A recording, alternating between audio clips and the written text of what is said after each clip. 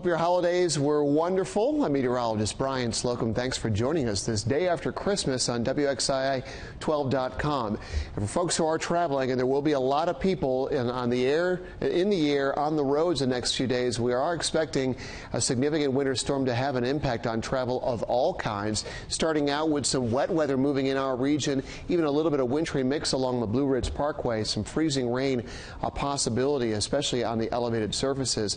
Plain states getting hit, Midwest, Ohio Valley in particular, from southern Illinois, Indiana, Ohio, eventually Pennsylvania, into western New York and into New England. We'll see significant snowfall from our storm, and certainly the whole air travel system could be snarled up by that, so check with your airlines if you are traveling.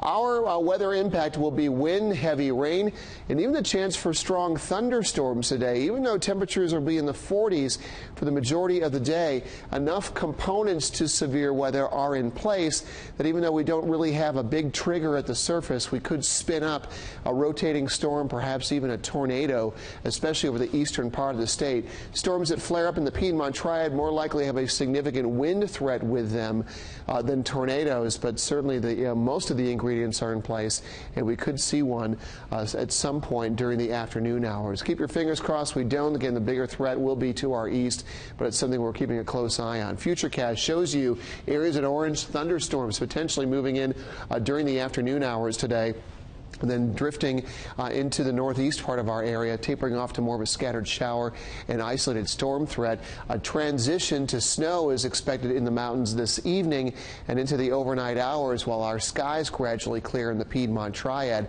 Windy and colder conditions for your Thursday and for your Friday as well. In addition to that, we mentioned the cooler weather to the north.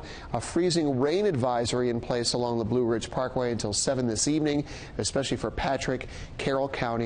You could see ice accumulation on the elevated surfaces, 1/10 to 2/10 of an inch, just under what approaches critical levels. Gusts to 35 to 50 miles per hour from Grayson counties down through Ashe and Watauga counties. That's in place until 4 o'clock today, where those healthy gusts will then begin to relax. Here's a kind of a focus on what we're expecting today. Morning through the noon hour, more of a heavy rain threat and then becoming a storm threat as we move into the afternoon. Notice the rain chances drop off pretty sharply toward evening hours, with storms ending during the evening.